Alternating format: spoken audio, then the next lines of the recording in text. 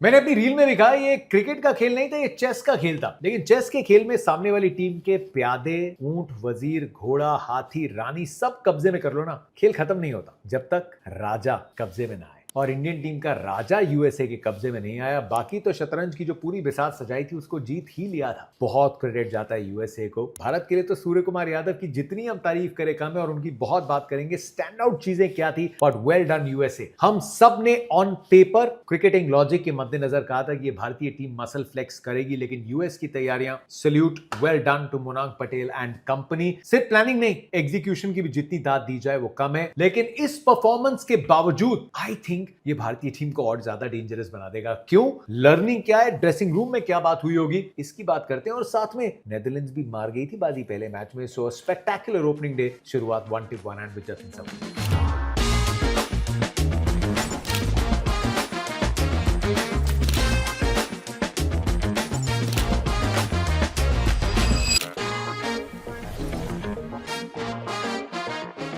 सुबह वाले मैच में 19वें ओवर में मैक्सो डाउड ने अगर कैच नहीं छोड़ा होता फहीम अशरफ का, तो फिर ऑरेंज आर्मी कर गई थी अपना कारनामा। पाकिस्तान के लिए बहुत कुछ है टटोल के देखने में। श्रीलंका की conditions are only going to make things more and more interesting. अब तो ये भी सुना है कि पीसीबी ने थोड़ा यू टर्न मार लिया और बातचीत चल रही है आईसीसी से। क्या होने वाला है 15 तारीख को, there is a long way to go in that. लेकिन काफी देर से हमने प्रेडिक्ट किया था कि वो मुकाबला मैं होता हुआ देख रहा हूं। लेकिन Netherlands well done. Scott Edwards की टीम बहुत ऑर्गेनाइज्ड है, टी20 की बहुत अच्छी समझ है, and they almost pulled off a heist.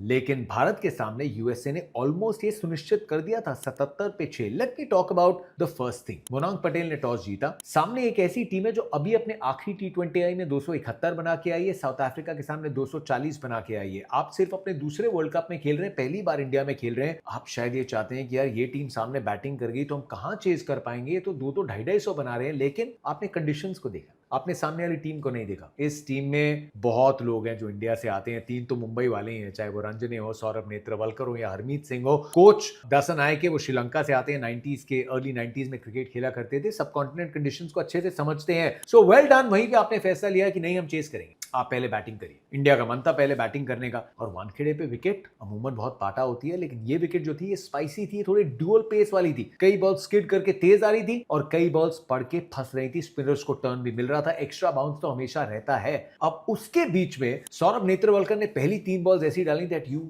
Just looked in surprise. Wow, बाहर स्विंग हो रही है, तेज अंदर ईशान को स्विंग होके आई है। पहली 3 डॉट गेंदें, लेकिन फिर छक्का आया, फिर सिंगल आया। लेकिन फिर अभिषेक शर्मा के सामने वो प्लान आया जो कई और टीम्स ने उतना नहीं बनाया है। डीप पॉइंट पे फील्डर, डीप स्क्वायर लेग पे फील्डर रखा है टीम्स ने, लेकिन ऑलमोस्ट डीप कवर जो थोड़ा एक्स्ट्रा कवर की तरफ था, एकदम उस फील्डर को ढूंढ बैठे। उसके लिए वो बॉल भी पिक्चर परफेक्ट डालनी थी जो डाली अली खान ने। सो स्पेक्टेकुलर शुरुआत। पहली बॉल पे आपने किंग पिन का विकेट ले लिया, लेकिन इस टीम में तो और भी बहुत तगड़े बैटर्स हैं। फिर वो छठा ओवर और उसके बीच में लगातार प्रेशर बनाए रखना। 140 के आसपास अली खान डाल रहे थे। सौरभ नेत्रवलकर की शुरुआत अच्छी थी, उसके बीच में आप फिर चैडविक की तरफ गए एंड पावर प्ले के उस छठे ओवर में 3 विकेटें गवा देंगे, किसने सोचा था। मतलब ईशान किशन के सामने प्लान्स किया, आप उनको ऑफ स्टंप के बाहर एंगल कर रहे हैं क्योंकि 65% रन्स ऑन साइड पे बनाते हैं and eventually hold out to mid off. Tilak Varma के लिए 131 की पेस पे वो बॉल थी, लेकिन ऐसा लगा कि स्किड होके इतनी तेज आई, बैट के ऊपर लगी, मिड विकेट पे कैच आउट। शिवम दुबे के लिए पहली बॉल छोटी इनटू द पिच, थोड़ी उंगलियां फेर के, ये प्लान था, सॉफ्ट डिसमिसल था। लेकिन 4 विकेटें पावर प्ले में ले ली। 303 विकेटें गवा के नहीं जीती यार, आपने भारत को कब्जे में ले लिया। अब भारत अपने वो 200 रनों के बारे में तो नहीं सोच रही, अब भारत कंसोलिडेट करने को सोच रही है। लेकिन फिर लगातार विकेट्स गिरती रही। रिंकू सिंह जल्दबाजी कर गए। हार्दिक पांड्या अपने आप को बैक करते हैं, पहला चौका अच्छे से लगाया, लेकिन दूसरी बॉल पे फिर अपनी ताकत को बैक किया। लेकिन जो एक्स्ट्रा उछाल था हरमीत सिंह का, कवर्स पे फील्डर था। कौन सी शॉट खेलते हैं, कैसे खेलते हैं, किस बॉलर के सामने, प्लानिंग वहां पे थी। और इस सब के बीच में सूर्य कुमार यादव उम्मीदों को बुझता हुआ देख रहे हैं। बंदे ने इंटरव्यू में कहा कि यार कैप्टन बोलते हैं ना, कंप्लेसेंसी आ जाती है, लीडर बोलो, लीडर वाले काम करना चाहता हूं। सो बिग थिंग टू से, लेकिन ही walked the talk. Surya Kumar Yadav के टी20 खेलने का एक तरीका है, वो डोमिनेट करते हैं। पहली 3, 4, 5 बॉल्स के बाद चौके खुल के लगते हैं, लेकिन जब सामने ऐसी विकेट्स गिर रही हो तो चीजें अपने आप आसान बन गई है कि अब आपकी मजबूरी है। लेकिन इंस्टिंक्ट्स जो है ना वो टेक ओवर कर लेते हैं। जो बैटर्स आउट हुए, चाहे वो रिंकू हो चाहे हार्दिक हो, यू बैक द इंस्टिंक्ट्स। और टीम ने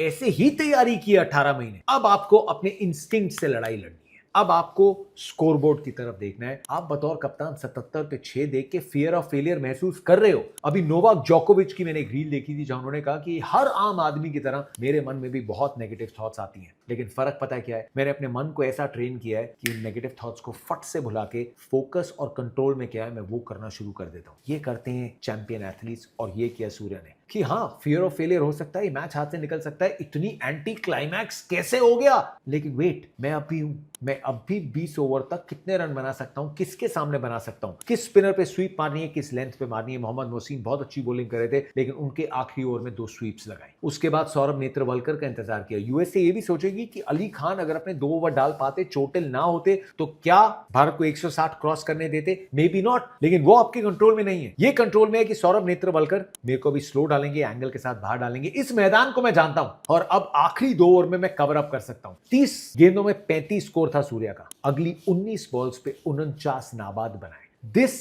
is arguably Surya's best T20 international knock. हम ये कह रहे हैं एक ऐसे खिलाड़ी के बारे में जो 3000 रन बना चुका है, जो दुनिया को डोमिनेट कर चुका है। यूएसए के सामने उसकी बेस्ट नॉक। यस, इसमें क्रेडिट यूएसए की गेंदबाजों को है, इसमें क्रेडिट उस स्कोरबोर्ड को है जहां 77 पे 6 था। उसके बाद to be the one man army, बाकी सब बल्लेबाजों ने 74 रन बनाए, सूर्य ने बनाए 84। मौका दिया अपने बॉलर्स को। Then credit to the bowlers. Jasprit Bumrah नहीं है लेकिन मोहम्मद सिराज जो 48 घंटे पहले तक स्क्वाड का हिस्सा नहीं थे, लेकिन इंतजार में तो थे ना कि अगर मौका आ गया। आप एक एक्टिव क्रिकेटर हैं, आप वर्ल्ड कप नहीं खेल रहे, कोई टेस्ट मैचेस भी विद इन साइट नहीं है, लेकिन आप फर्स्ट क्लास क्रिकेट खेल रहे थे, आप एक्टिवली क्रिकेट खेल रहे हैं, तो जब चांस आया ही वाज रेडी। उन्होंने मैं इंटरव्यू में बताया कि सूर्या ने फोन करके उनको बोला था कि बैग पैक करिए मियां आ जाइए। सिराज ने कहा इस बात पे मजाक मत करिए, आपका मजाक मुझे पसंद आता है लेकिन ये वर्ल्ड कप की बात है यार, इमोशंस के साथ मजाक मत करो। उन्होंने बोला मजाक नहीं कर रहा। फिर प्रज्ञान ओझा सिलेक्टर ने फोन किया, you are needed, he came and he was ready. Jasprit Bumrah को बुखार था, मोहम्मद सिराज उतरे एंड पावर प्ले में उन्होंने और अर्शदीप ने, उसके बाद वरुण चक्रवर्ती, अक्षर पटेल ने और फिर हार्दिक पांड्या ने। एक कंबाइंड बॉलिंग एफर्ट क्या होता है, और 5 ही बॉलर्स को यूज कर सकते हैं। ये सामने वाली टीम को वानखेड़े पे आप पार्ट टाइमर्स की तरफ नहीं जा सकते and that should always be your first priority. Just for the heck of changing the bowlers आप नहीं करते। एंड सूर्य कुमार यादव ने अपने बॉलर्स को बहुत अच्छे से चलाया। स्टार्ट में अटैक कर रहे थे, 3-3 ओवर आपने अपने पेसर्स के निकाल दिए, तो फिर उसके बाद आपको अपने 2 स्पिनर्स और तीसरे पेसर के साथ लेके जाना था मैच को एंड तक, एंड सबने रिस्पॉन्ड किया and they should be mighty proud of that effort. Bowling unit ने बुमराह की गैर मौजूदगी में कैसे परफॉर्म किया, सोचिए किस रिस्पेक्ट के हासिल करते हुए सूर्या ड्रेसिंग रूम में वापस गए। कैप्टन आप अपॉइंट किए जाते हैं मैनेजमेंट द्वारा, लेकिन आप टीम की जो रिस्पेक्ट है वो जीतते हैं ऐसे परफॉर्मेंसेस से, और अब ये रिस्पेक्ट सूर्या से कोई नहीं छीन पाएगा। उस तरीके की this is a knock for the ages. भारतीय टीम के लिए वेकअप कॉल। ये टीम अब भी उतनी डेंजरस है। ये टीम हो सकता है दिल्ली में जाके उतने रन बना दे जिसकी हम उम्मीद करते हैं। ये 200 का आंकड़ा आसानी से पार करते हैं, लेकिन शायद ये बात जरूर करेंगे कि यार 3-4 विकेटें गिरने के बाद हमें ये तो कोशिश करनी है कि 17वें ओवर में हमारा नंबर 9 का बैटर ना आ जाए। हम अपने अंदाज में खेलना चाहते हैं, लेकिन कंडीशंस और सामने वाली टीम को रिस्पेक्ट भी देनी पड़ेगी। ये फॉर्मेट है जहां पे आप डोमिनेट करना चाहते हैं, लेकिन ये क्रिकेट का जो खेल है ना, ये अल्टीमेट लेवलर है। एंड ये एक रियलाइजेशन और बातचीत जरूर हुई होगी। सूर्या ने प्रेस कॉन्फ्रेंस में भी कहा that we could have batted better, we should have batted better. बहुत ओवर कॉम्प्लिकेट नहीं करेंगे आप। यू डोंट वांट कि अगली बार बैटर ये सोचे कि यार पिछले मैच में मैं ऐसे आउट हो गया था, मैं ये शॉट नहीं खेल सकता। वो डर और वो झिझक अगर इस ड्रेसिंग रूम में आ गया, that will be the problem. ये मैच में जो हुआ that is not the problem, क्योंकि आप जीत गए और अच्छी टीम ये करती है। जब कोई दबाव में डालता है ना, यू डिग डीप। इस बात में कोई शर्म नहीं है कि आप गिर गए थे, इस बात में बहुत फक्र है कि आप खड़े कैसे हुए, आपने लड़ाई कैसे लड़ी। So well done USA. आने वाली टीम्स के लिए ये बहुत खतरनाक टीम है, ये थोड़ा ऐलान उन्होंने कर दिया है, लेकिन इंडिया के लिए परफेक्ट कि ऐसा मैच टूर्नामेंट की शुरुआत में आ गया। अब नामीबिया से खेलेंगे नई दिल्ली में, उसकी बात बाद में करेंगे, लेकिन अंत भला तो सब भला। And well done Surya, this was actually a leaders.